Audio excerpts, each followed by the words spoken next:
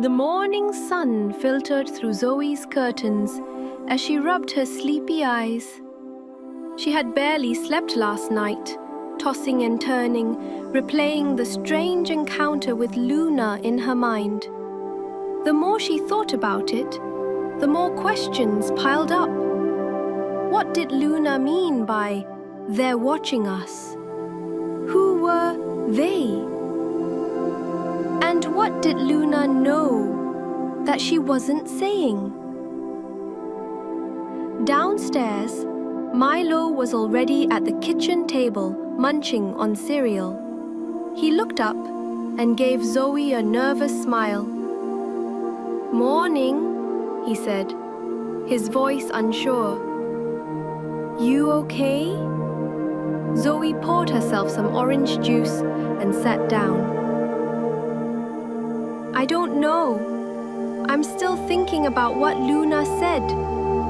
Do you think she's in trouble?" Milo nodded slowly. "Yeah, and I think we might be too." Zoe's heart skipped. The room felt colder suddenly, even though the sun was shining brightly outside. "What do you mean?" "Well," Milo said, lowering his voice, "remember the message we got on the school tablet? Keep quiet or else? That wasn't random. And Luna showing up out of nowhere? Something weird is going on." Zoe glanced out the window. "We need to find her again. We can't just wait around." They made a plan to search the park after school. But that day at school felt like it stretched forever. Every creak of the hallway, every whisper between classmates made Zoe's skin crawl.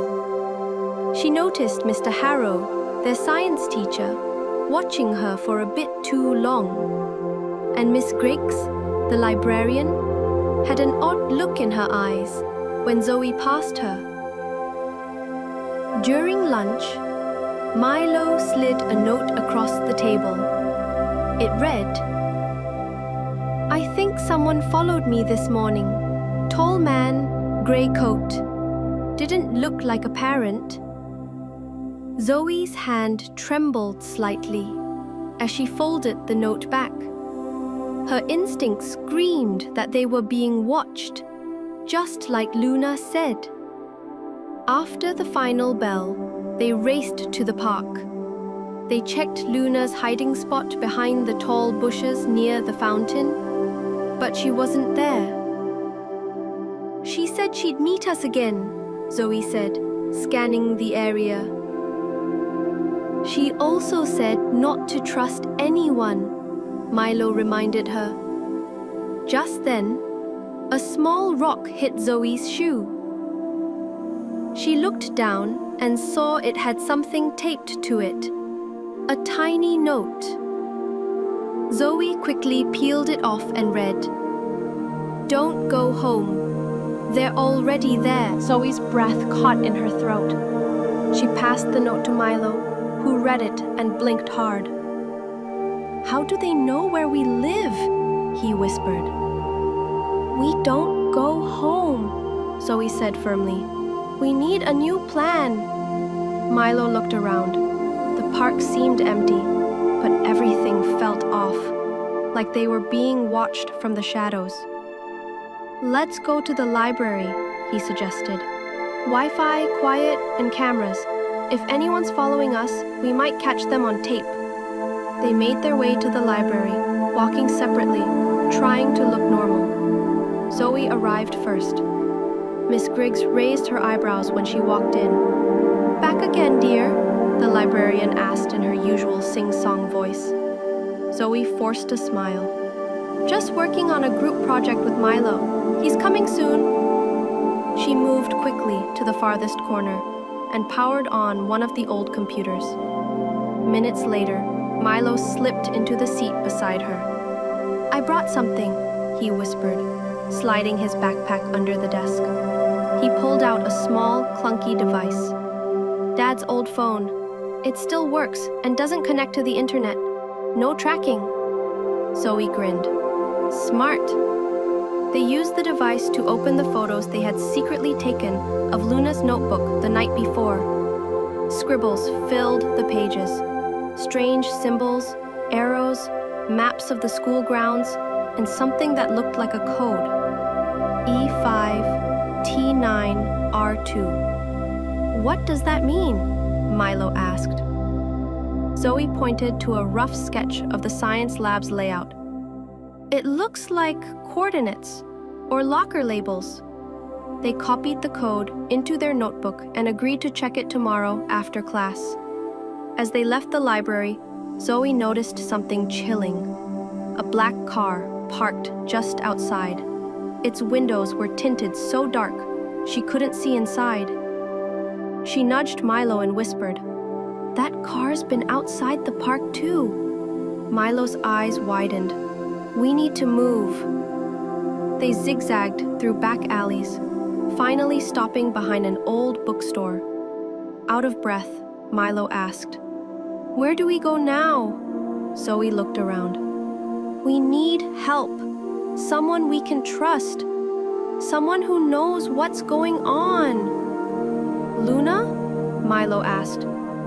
"She's hiding, but maybe we can find someone else." A sudden rustle behind the trash bins made them jump. Out stepped a boy, maybe a year older than them, with a hoodie pulled low and a skateboard under one arm. "I know what you're looking for," he said calmly, "but you're asking the wrong questions." Zoe and Milo stared at the boy. His voice was steady, confident, but there was something in his eyes, like he'd seen more than most kids his age. "Who are you?" Zoe asked, stepping slightly in front of Milo. "My name's Jace," the boy said. "And if you want answers, you'll have to trust me. But we don't have much time." Milo was skeptical. "Why should we trust you?" "Because they're already on their way," Jace said, pointing toward the end of the alley. "Black car, right? I've been avoiding them for weeks." Zoe's instincts flared. This could be a trap. But something about Jace felt real, and he knew about the car. "What do you know?" "They're not teachers, not police. They're looking for something or someone. You kids found something you weren't supposed to. Luna's connected, and now you are too." Zoe asked, "What do the codes mean? E5T9R2? Jace raised his eyebrows. "You've seen the map?" He pulled a crumpled paper from his hoodie pocket. The same sketch from Luna's notebook. Milo's jaw dropped. "You've been in touch with her?" Jace nodded. "We were part of the same group. Kids who saw things, learned secrets. But most of us got scared and stopped asking questions. Luna didn't, and neither did I." He motioned for them to follow. They walked several blocks to an abandoned subway entrance, now sealed off with a rusted gate. Jace lifted the edge of the gate and motioned them through. "This is where it starts, underground." The tunnel was dark, dusty, and smelled of old metal. But deep inside, Jace led them to a room lit by a single lantern. On the wall, a board filled with strings, photos, news clippings, and a picture of Luna. "She's been here?" Zoe whispered. "Not for weeks," Jace said, "but she left clues." On the table was another note in Luna's handwriting. "Trust only what you see, not what you're told." Milo looked at Jace. "Why us? Why now?" Jace replied, "Because you didn't run. You're ready." Suddenly, a noise echoed from the tunnel. Footsteps. And not just one pair. "They found us," Jace said. "Get ready."